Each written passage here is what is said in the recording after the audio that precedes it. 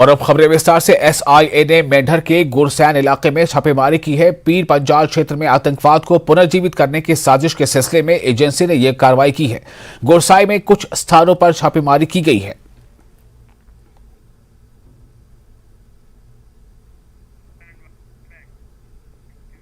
प्रधानमंत्री Narendra Modi video conferencing के जरिए 6 अगस्त को देश भर में 508 रेलवे स्टेशनों के पुनर्विकास की आधारशिला रखेंगे।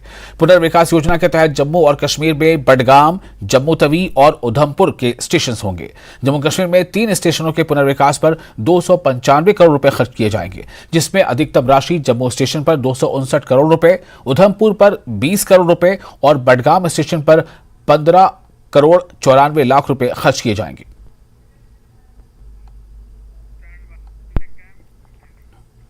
नेशनल कॉन्फ्रेंस के अध्यक्ष और सांसद डॉक्टर फारूक अब्दुल्ला ने एक बार फिर पाकिस्तान से बातचीत की वकालत की है। उन्होंने कहा कि जब तक पाकिस्तान से बातचीत नहीं होगी, घुसपैठ नहीं रुकेगी, लोग मरते रहेंगे। फारूक अब्दुल्ला दिल्ली के कॉन्स्टिट्यूशन क्लब में forum for human rights in Jammu and Kashmir कार्यक्रम में शामिल हुए। इस कार्यक्रम में हसनैन मसूदी, यूसुफ तारिगामी और मुजफ्फर शाह मौजूद थे। कार्यक्रम में जम्मू कश्मीर में बिना निर्वाचित सरकार के पिछले 5 वर्षों के दौरान मानवाधिकारों पर एक रिपोर्ट पेश की गई। फारूक अब्दुल्ला ने पीएम से मुलाकात, विश्वास बहाली, G20 बैठक, विकास और सीमांकन पर भी अपने विचार रखे। The factor that is missing is trust. When we met Prime Minister in June, some years ago, the very thing I told him, and I was very clear about it, that the trust factor is missing. You don't trust us, we don't trust you. How do you create that trust? You cannot create that trust by force. You can now win the hearts of the people by force. It's not possible. Not by buying people. और मैं एक बात आपसे कहना चाहता हूं, ये माने या ना माने, मगर जब तक पाकिस्तान से बातचीत नहीं होगी, Pakistan will continue I say, infiltration, and many of us will die. Those who stand with the nation. Just remember that. Sir, क्या बड़ा सवाल है कि जम्मू कश्मीर में चुनाव नहीं हो रहे, ये सवाल उठा रहे हैं, लेकिन आप कह रहे हैं कि उत्तर प्रदेश से शुरुआत होनी चाहिए थी, ये कैसे? नहीं, हमने ये कहा कि बार बार ये दोहराया जाता है कि कश्मीर में चुनाव होंगे लोकल बॉडीज़ के, पंचायत के, और जब डिलिमिटेशन होता है, रिवीजन ऑफ वोटर्स लिस्ट होता है, वो तो असेंबली के लिए हुआ, और उसमें बार बार जो आला ओहदों पर बैठे हुए लोग हैं वो यही फरमाते हैं कि वहाँ चुनाव हुए हैं लोकल बॉडीज़ के और पंचायत के। हमने कहा कि अगर ये मॉडल है नया जमहूरियत का, कॉन्स्टिट्यूशनल डेमोक्रेसी का, तो इसको आजमाया जाना चाहिए। गुजरात से शुरू करके, यूपी में शुरू करके, जम्मू कश्मीर को ही क्यों निशाना बनाया गया? इस लिहाज से कि डिप्राइव रखना लेजिस्लेटिव असेंबली से, ये आईएन के खिलाफ है और कॉन्स्टिट्यूशनल सुप्रीट के खिलाफ है। सर, डिलिमिटेशन हो रहा है, तमाम तरह की तैयारियां चल रही हैं, चुनाव कराना इलेक्शन कमीशन का काम है, ये भारतीय जनता पार्टी और सरकार की तरफ से कहा जाए। चिट्ठी जाए ना इनकी तरफ से कि हालात ठीक हैं, हम तैयार हैं, होम मिनिस्टर साहब एक खत लिखें, उनसे गुजारिश कर लें कि वो इलेक्शन कराएं, आप देख लीजिए क्या होता है। जिस तरीके से आप बात कर रहे थे कि जम्मू कश्मीर में हालात नॉर्मल है, सरकार का दावा, लेकिन चुनाव नहीं होते, सरकार कह रही है कि हम तैयारियां कर रहे हैं, इलेक्शन कमीशन चुनाव कराता है। सवाल ये है कि चुनाव करवाने का निर्णय वहां पे असेंबली को भंग करके वो स्टेट को ही डिसॉल्व करने का निर्णय सरकार लिया ना। सरकार का कहना है कि वहां की सिक्योरिटी सिचुएशन ऐसी नहीं है कि वहां पे चुनाव हो सके। अब सरकार ने एफिडेविट फाइल किया सुप्रीम कोर्ट में, ये जो अभी सुनवाई जो चल रही है धारा 370 के बारे में, और उस एफिडेविट में कहते हैं कि वहाँ पे शांति है और आतंकवाद घटा है और बहुत तरक्की हुई है। अगर ये सब सही है, जो जमीन पे जो असलियत है उसको छोड़िए, अगर सरकार का ये दावा है तो ये बताइए चुनाव क्यों नहीं करवा रहे? वहां चुनाव करवाने का जो भी इलेक्शन कमीशन को कहना है वहाँ के गवर्नर साहब करेंगे ना। और ये गवर्नर साहब किसके अंडर काम करते हैं सब जानते ही है, home ministry. Doctor Farooq Abdullah के बयान पर प्रतिक्रिया देते हुए बीजेपी के वरिष्ठ नेता कविंद्र गुप्ता ने कहा कि मैं भी उस बैठक में मौजूद था जिसमें डॉक्टर फारूक अब्दुल्ला ने विश्वास की कमी की बात कही थी, लेकिन एक बात उन्हें समझनी चाहिए कि आजादी और देश विरोधी तत्वों के बारे में बात करने से कुछ हासिल नहीं होगा। ये बात कही थी, उनसे ही इलेक्शन जानेंगे। सर, किस तरह के ट्रस्ट डेफिसिट की बात कर रहे हैं डॉक्टर फारूक अब्दुल्ला? देखिए, स्थानीय नागरिक से जाकर के पूछो आज वो कितने प्रसन्न हैं धारा 370 टूटने के बाद। आज वहां पर नित्य प्रति बाजार बंद नहीं होते 2-2 महीने के लिए, वहां पर कैलेंडर जारी नहीं होता कि जिसके कारण से ये कर देंगे वो कर देंगे। आज उन लोगों की आवाज बंद है जो पाकिस्तान की बातें करते थे। आज मस्जिदों से उल्टे सीधे ऐलान नहीं किए जाते, तो मिलिटेंट्स के जनाजे में लाखों की तादाद में लोग नहीं चलते। ये फिजा बदली है। पिछले 70 सालों में जो आंकड़े आए हैं, पहली बार इतना बड़ा टूरिस्ट जम्मू कश्मीर में आया है। डेवलपमेंट के नाम पर जो काम हुआ है, तो आपने तो कभी पंचायत के इलेक्शन नहीं करवाए, आपने लोगों का कभी दिल नहीं जीता, कभी कारपोरेशन के इलेक्शन नहीं करवाए थे। आज अगर जनता के बीच में बांट करके ये जो 3 टायर सिस्टम है वो बन रहा है, तो आपको क्यों उसमें गलत लगता है? आपके हिसाब से ऑटोनॉमी की बात करेंगे वो तो ठीक, कोई नहीं मानेगा, और इसलिए आपको लगता है कि ट्रस्ट खत्म हो गया है। इसी तरह से इसके साथ ही आप अगर ये सोचें कि ये दोबारा से 370 वापस आएगी और फिर से हम अपना इस तरह का करेंगे, तो वो पॉसिबल नहीं है। इसलिए ट्रस्ट लोगों का देखिए, ना कि अपना। इनके राज में और कंपैरिजन 10 साल का करें तो इनको खुद ब खुद अंतर नजर आएगा। आज वहां पर एम्स बन रहे हैं, आज वहां पर मेट्रो का सिस्टम बन रहा है, आज वहां पर रेल पहुंची है, वहां पर रिंग रोड बने हैं, वहां पर ये जो जम्मू कश्मीर नेशनल हाईवे बना है। आपने कभी लद्दाख को अच्छी तरह से डील नहीं किया, तभी तो आप उससे अलग होना चाहते थे। आज वो सेटिस्फाइड है और आने वाले समय में और बढ़िया काम यहां पर होने वाला है। आपने जो इंडस्ट्रीज थी उसको बंद करवा दिया, आपने उन लोगों को वहां पर लगाया जो आज लोग सड़कों पर घूम रहे हैं और ये नारे लगा रहे हैं कि हमें पक्का नहीं किया। कि किस इरादे के साथ उन्होंने आपने नौजवानों की जो जिंदगी है वो बर्बाद की है। बहुत सी ऐसी चीजें हैं, इनको विश्वास तभी होगा, ये सोचते हैं हमें राज मिल जाए और हमारे अपने हिसाब से चलाएं, वो अब चलने वाला नहीं है। रियासी जिले में तलवाड़ा सलाल बांध को बंद कर दिया गया है। भूस्खलन के कारण यह सड़क बंद है। सैयद बाबा और आउटलेट मंदिर के बीच भूस्खलन हुआ है। भूस्खलन के कारण सड़क बंद कर दी गई।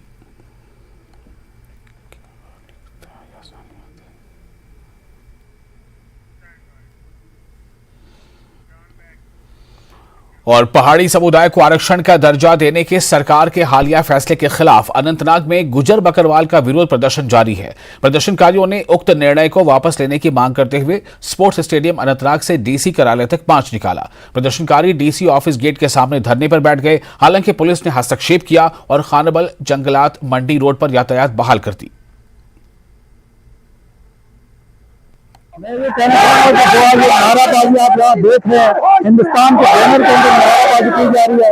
ये गरीब तबका जो गुजर बकरवाल तबका जिनको जम्मू कश्मीर में एसटी का दर्जा दिया गया था, उनके साथ छेड़खानी की जा रही है। अपर क्लास लोगों को एसटी में इंक्लूड किया जा रहा है, तो उसी के खिलाफ आज हम लोगों ने, मैं तो ये कहूंगा कि अब डोर टू डोर घर घर ये मुहिम जो हमारी शुरू हो गई है पिछले 10 दिनों से, तो उसी कारण आज हम लोग यहाँ पे इकट्ठे हुए हैं कि एसटी के साथ जो छेड़खानी सेंट्रल गवर्नमेंट एक बिल लाई थी, उस बिल के खिलाफ हम लोग जो है सड़कों पे आए और हमारी ये जो मुहिम है ये पूरे जान जा रही है। गुर्जर नेता और सरपंच पंच एसोसिएशन के जिला अध्यक्ष शिकार चौधरी ने पहाड़ समुदाय को यानी पहाड़ी समुदाय को एसटी का दर्जा दिए जाने का स्वागत किया है। उन्होंने कहा कि गुर्जर और बकरवाल ने 2 दिन पहले पुंछ में प्रदर्शन किया था, जिसमें कुछ उपद्रवियों ने देश के खिलाफ नारे लगाए। उन्होंने देश विरोधी नारों की कड़ी निंदा की और इसके खिलाफ कार्रवाई करने की मांग की। उन्होंने डीसी पुंछ को निशाना बनाने को भी गलत बताया।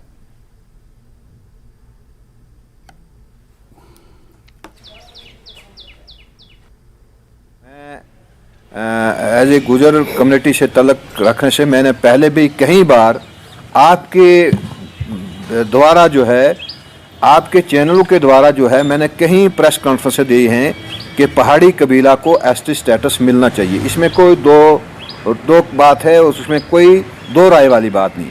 और सबसे ज़्यादा और स्ट्रांग तरीके से जो है वो सिर्फ मैंने ये बात कही है पूरे डिस्ट्रिक्ट पुंछ में कि पहाड़ी कबीला को एसटी स्टेटस मिलना चाहिए। क्यों कि हम एक ही कुंबा हैं, एक ही बरादरी हैं और एक ही जैसा मेरा मकान है वैसा ही मेरे पहाड़ी भाई का मकान है।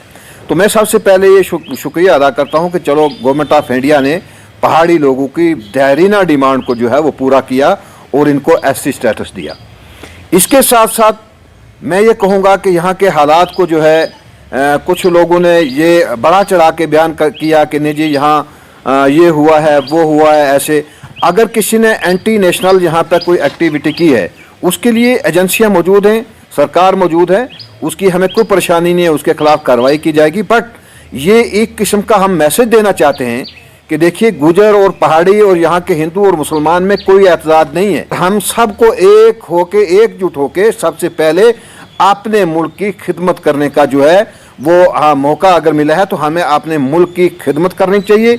अपने मुल्क की सालमियत, एकता और अखंडता के ऊपर कोई सौदा नहीं होगा। अमरनाथ यात्रा के लिए जम्मू यात्री निवास से 32वां जत्था रवाना हो गया। इसमें कुल 1198 यात्री शामिल हैं, जिसमें से बालटाल से 266 यात्री और पहलगाम मार्ग से 932 यात्री भेजे गए। इन यात्रियों को 43 वाहनों से रवाना किया गया। पिछले 33 दिनों में 4,06,000 से ज्यादा श्रद्धालु बाबा अमरनाथ के दर्शन कर चुके हैं।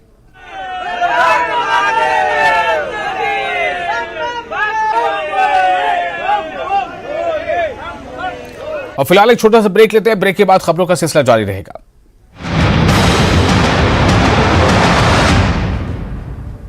जयराम ठाकुर का नाम आता है। इस दौरान विक्रमादित्य सिंह ने जयराम ठाकुर के कार्यकाल का जिक्र भी किया। साहसिक पर्यटन को बढ़ावा देने के लिए पर्यटन विभाग 3 से 5 नवंबर तक बीड़ बिल्डिंग में 3 दिवसीय digitally integrated eco friendly festival का आयोजन करने जा रहा है। पर्यटन और उद्योग विभाग की पहल पर digitally integrated eco friendly festival Himachal Pradesh का पहला स्टार्टअप है, जिसे पुणे की यूनिफॉर्म कंपनी द्वारा आयोजित किया जा रहा है। नितिन गडकरी के दौरे को लेकर जारी किए गए प्रेस रिलीज पर बीजेपी प्रदेश सह मीडिया प्रभारी ने कांग्रेस से सवाल उठाए। उन्होंने कहा कि प्रेस रिलीज में लोक निर्माण मंत्री विक्रमादित्य सिंह के बाद नेता प्रतिपक्ष का नाम लिखा गया है और उनके बाद उपस्थिति दर्शाई गई है, जो गलत है। कांग्रेस के राष्ट्रीय प्रवक्ता और ठियोग से विधायक कुलदीप राठौर ने दिल्ली में कांग्रेस के राष्ट्रीय अध्यक्ष मल्लिकार्जुन खड़गे और प्रदेश प्रभारी राजीव शुक्ला से मुलाकात की। इस दौरान उन्होंने मल्लिकार्जुन खड़गे को प्रदेश में प्राकृतिक आपदा और उससे हुए नुकसान की जानकारी दी। भाजपा के पूर्व प्रदेश अध्यक्ष एवं सांसद सुरेश कश्यप ने केंद्रीय मंत्री नितिन गडकरी से मुलाकात की और आपदा से हुए नुकसान की भरपाई के लिए एक मांग पत्र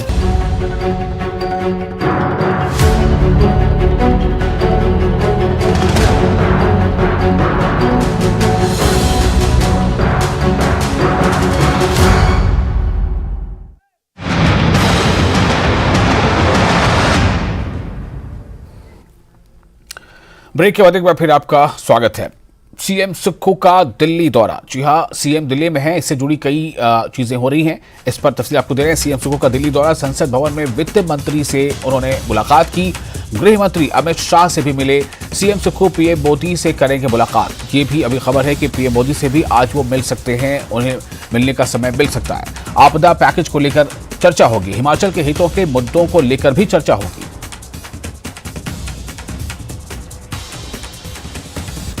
मिनिस्टर से रिस्टोरेशन वर्क के लिए मदद मांगी है और फाइनेंस मिनिस्टर्स ने कहा है कि हम आपकी मदद करेंगे।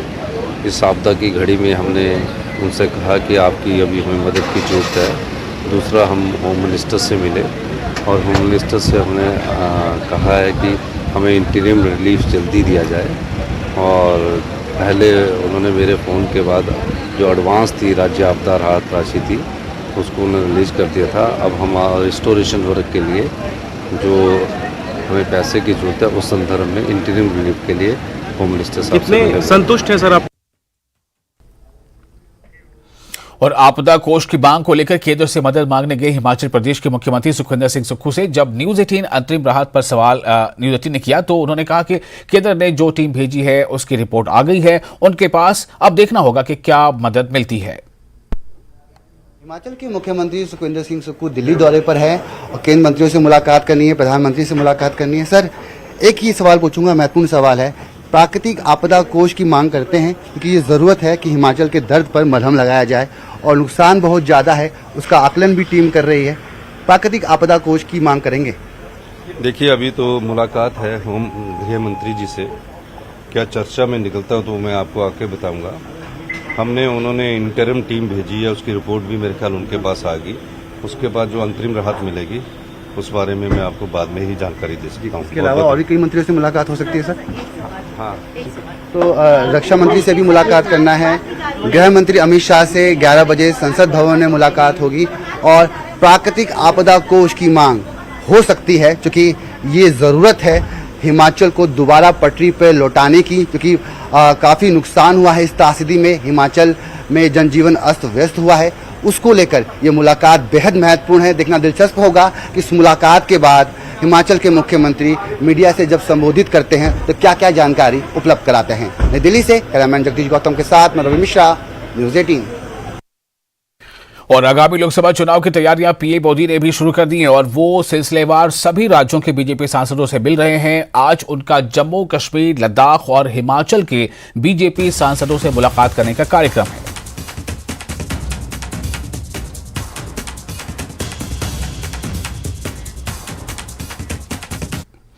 सोलन में चक्की बोर्ड के पास एनएच को बहाल करने का काम जारी है। यहां भूस्खलन से 4 लेन का नामो निशान मिट गया है। नेटवर्क 18 की टीम मौके पर पहुंची और नेशनल हाईवे को बहाल करने की कोशिशों के बीच उसने यहां फंसे लोगों से भी बातचीत की। यहां कई ट्रक वाले 3 दिनों से फंसे हुए हैं। स्थानीय लोगों का कहना है कि वैली ब्रिज ही एकमात्र उपाय है। वक्त हम सोलन जिले के चक्की मोड़ पर हैं। यहाँ पर तस्वीरें आपको दिखाना चाहेंगे। यह तस्वीरें देखिए जरा, किस तरह का मंजर यहाँ पर नजर आ रहा है। ये 4 लेन हुआ करता था, लेकिन अभी 4 लेन का कहीं नामो निशान नहीं है। ये जो है 200 से 300 मीटर का जो ये पैच है, ये पूरी तरह से स्लाइड हो गया है और किस तरह से देखिए सड़क पूरी तरह से नीचे आ गई है। और यहाँ पर दिन रात जो सड़क को बहाल करने का जो NH3 है उसको बहाल करने की कोशिश यहाँ पर की जा रही है। लेकिन अगर आप तस्वीरों के माध्यम से देखेंगे तो यहाँ पर जगह जगह जो है हल्का फुल्का स्लाइड भी हो रहा है और जो स्थिति किस तरह की बनी हुई है, यहाँ पर लगातार पत्थर जो है ऊपर से गिर रहे हैं और ये खतरा अभी भी बना हुआ है। कितने दिन से फंसे हुए हैं? परसों से फंसे, 3 दिन हो गए सर। 3 दिन हो गए। हाँ जी। तो खाना पीना कैसे हो रहा है? यही देते आते शाम को देने वाले। कौन आता है? यही के लोकल बंदे खाना दे रहे हैं। हाँ जी। तो क्या ले जाते हैं आप, क्या सामान? सेब है, बोरिया। सेब है? हाँ जी। 3 दिनों से यही? हाँ जी। ये HPMC की? हाँ जी, HPMC की थी। काम जो है मुश्किल है और ऊपर से भी आफत देखिए किस तरह से नजर आ रही है कि कभी भी ये जो है स्लाइड हो सकता है। पूरा स्लाइडिंग जोन देखिए।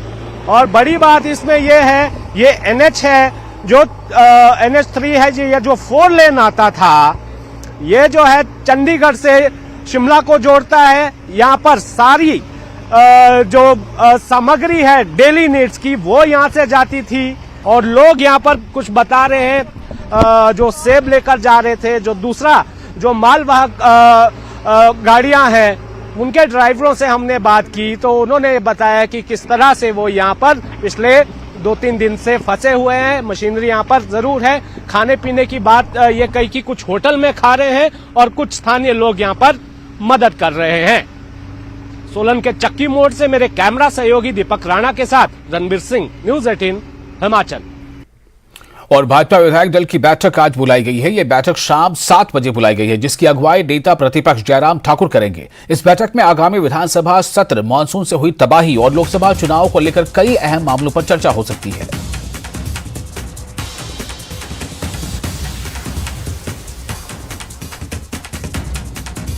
कैबिनेट मंत्री हर्षवर्धन चौहान, रोहित ठाकुर और CPS मोहन लाल ब्रागटा ठियोग विधानसभा क्षेत्र के दौरे पर पहुंचे। यहां उन्होंने सड़कों को किसी भी सूरत पर खुला रखने के अधिकारियों को निर्देश दिए। उन्होंने बताया कि क्षेत्र में सड़कें खुली रखने के लिए 36 JCB मशीनें तैनात की गई हैं, जिससे सेब सीजन में किसी भी सूरत में लोगों को दिक्कत न हो। इस क्षेत्र में करीब 250 से ज्यादा घर प्रभावित हुए हैं।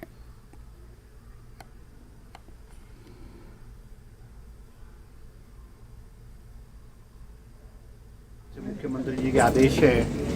आज हमने डिपार्टमेंट की ऑफिशियल्स की रिव्यू मीटिंग भी की है और यहाँ पे जो बारिश में और जो आपदा जो आई है उसमें कितना नुकसान हुआ है ठियोग चुनाव क्षेत्र में, जैसा कि विभाग ने कहा कि 17 करोड़ के करीब सड़कों को नुकसान है और 24 करोड़ के करीब जो है आईपीएच की स्कीम्स को नुकसान है और कोई राउंड अबाउट 250 जो घर हैं वो पार्शली और कम्प्लीटली डैमेज हैं और इन सभी लगभग सभी केसेस में जो है रिलीफ जो है वो प्रोवाइड जो है प्रशासन ने किया गया है और हमने हिदायत दी है क्योंकि सेफ सीज़न अब जो है वो बहुत तेज़ी से शुरुआत हो गई है उसकी, तो कम से कम जो सड़कें हैं अभी बहुत सारी सड़कें टेम्प्रेरी जो है रिस्टोर की है और यातायात के लिए खोल दी गई है और हमने इंस्ट्रक्शंस दी है पीडब्ल्यूडी को विशेष करके कि सड़कें जो है किसी भी कीमत पे बंद नहीं होनी चाहिए और एक्शन पीडब्ल्यूडी ने भी कहा है कि लगभग कोई 36 जेसीबी मशीन्स डिप्लॉय की अलग अलग सड़कों पर। तो हमने कहा है कि भाई सड़कों को रिस्टोर करके और वाटर सप्लाई स्कीम्स भी टेम्प्रेरी लगभग सभी स्कीम। राजस्व, बागवानी और जनजातीय मंत्री जगत सिंह नेगी आज लाहौल दौरे पर हैं, जहां अटल टनल रोहतांग पहुंचने पर जिला प्रशासन और कांग्रेस कार्यकर्ताओं ने स्थानीय परंपरा के मुताबिक खटक पहनाकर उनका स्वागत किया।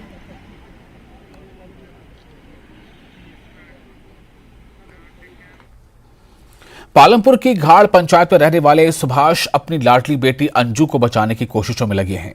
संस्कृत में एमए कर चुकी 26 साल की अंजू किडनी की बीमारी से ग्रसित है और किडनी मिलने के बावजूद उसके इलाज में 10 लाख रुपए की जरूरत है। पालमपुर के विधायक आशीष बुटेल ने पीड़ित परिवार को महज 20,000 रुपए देकर चंडीगढ़ के लिए रवाना कर दिया था, लेकिन सरकारी स्तर पर कोई बड़ी मदद न मिलने से चंडीगढ़ में निजी अस्पताल में भर्ती अंजू और उनके परिवार के लिए मुश्किलें बरकरार हैं। ऐसे में परिवार ने लोगों से मदद की गुहार लगाई है ताकि समय पर पिता की किडनी से अंजू को नया जीवन मिल सके। पहले मैं प्राइवेट डॉक्टर के पास गई पंचरुखी में, उसके बाद सिविल हॉस्पिटल में, उसके बाद टांडा में, फिर चंडीगढ़ पीजीआई में, फिर उसके बाद टांडा में, अभी करण हॉस्पिटल में चल रहा है डायलिसिस। आराम मिलता है आपको? हाँ जी मिलता है, करण हॉस्पिटल में काफ़ी स्थिति अच्छी हुई डायलिसिस के बाद। तो डॉक्टरों ने क्या बोला आपको? डॉक्टरों ने बोला कि ट्रांसप्लांट कराओ तो ये, नहीं तो फिर पूरी लाइफ इस पे टिके रहो डायलिसिस पर। किडनी कौन देगा आपको? मेरे पापा या मम्मी दोनों में से जिसकी मैच हो जाएगी। एक तो वैसे पापा के ब्लड सैंपल मेरे सैंपलों से मैच है, सब कुछ है, तो पापा दे रहे हैं। समस्या क्या है सर, मेरी लड़की बीमार है, जहाँ लोगों ने बताया वहाँ हमने घुमाया लड़की को, तो अब प्राइवेट में ले जा रहे हैं हम, 10 लाख रुपए खर्चा बता रहे हैं। डॉक्टर ने बताया कि जो किडनी की छोटी छोटी नसें होती है जो फट जाती है तो दोबारा रिकवर नहीं होती है, तो किडनी बदलना ही पड़ती है, तो मैं खुद दे रहा हूँ अपनी लड़की के लिए। आपकी किडनी मैच होगी इनसे? बिल्कुल, सैंपल भेजा मैंने, मैक्स वालों को उन्होंने कर लिया है। और कांगड़ा में अब आई फ्लू वायरल लोगों को डराने लगा है। कांगड़ा के तमाम अस्पतालों में 35 से 40 मरीज हर रोज पहुंच रहे हैं, जबकि वर्तमान में 300 से ज्यादा मामले आई फ्लू के दर्ज किए जा चुके हैं। आई फ्लू दूध मुहे बच्चों से लेकर बुजुर्गों तक में पाया जा रहा है। शुगर के मरीजों में इसके लक्षण ज्यादा ही पाए जा रहे हैं। दरअसल ये रोग संक्रमण का रोग है, छुआछूत से भी इसके फैलने के ज्यादा चांसेस रहते हैं। सीएमओ कांगड़ा डॉक्टर सुशील शर्मा की माने तो इस वायरल की वजह से ओपीडी फुल रही है और ऐसे में लोगों को एहतियात बरतने की सलाह दी जा रही है।